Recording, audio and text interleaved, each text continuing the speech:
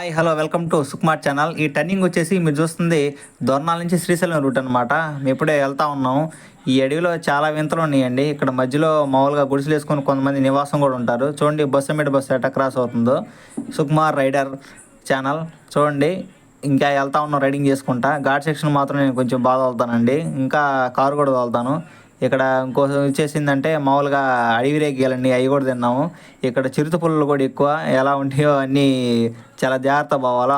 సాయంత్రం 6 నుంచి లోపలికి వెళ్ళలేదు. దొన్న నుంచి శ్రీశైలం రూట్ అనమాట. 49 కిలోమీటర్లు ఉంటుంది. ఫుల్ వీడియో చేస్తున్నాను. మామూలుగా స్టార్టింగ్ వచ్చేసి మనకి సాక్షి గణపతి, పాలధార పంచదార మామూలుగా ఇవన్నీ ఉంటాయి అన్నమాట. సాక్షి గణపతి దర్శనం తీసుకున్న తర్వాత మామూలు ముందుకెళ్తే పాలధార పంచదార కిందకి దిగాలన్నమాట. రెండు నీళ్లు కలిపి అక్కడ అంటారనమాట పాలధార పంచదార అని. తర్వాత లెఫ్ట్లో హటకేశ్వరం ఉంది. శ్రీశైలం కంటే మంచి టెంపుల్ అనమాట హటకేశ్వరం. అక్కడ కూడా శివుడే, కానీ అక్కడ పంచామృతం పెట్టారు, బాగా అనిపించింది, తిన్నాము. దాని తర్వాత సున్నిపెంట దగ్గర కూడా డ్యాము సూపర్గా ఉంది. మేము పోయినప్పుడు 10 గేట్స్ రిలీజ్ చేశారు, బాగా ఎంజాయ్ చేసాం. చూడండి సైడ్ చెట్లు గిట్లు అన్నీ అడివే సైడ్, కానీ ఈ అడవిలో చిరుతపుళ్ళు కాదు, అన్ని జంతువులు కూడా ఉంటాయి.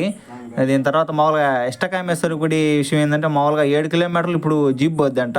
అక్కడి నుంచి మళ్ళీ 2 కిలోమీటర్లు నడిచిపోతే అక్కడ ఇష్టకామేశ్వరి గుడి ఉంటుంది. మామూలుగా ఆమెకి అండర్ గ్రౌండ్లో ఉంటుంది అమ్మవారు. చూడండి ఇగో జీబులు చూపిస్తూ ఉన్నాను. అటకేశ్వరం పోయే రైట్ అదే.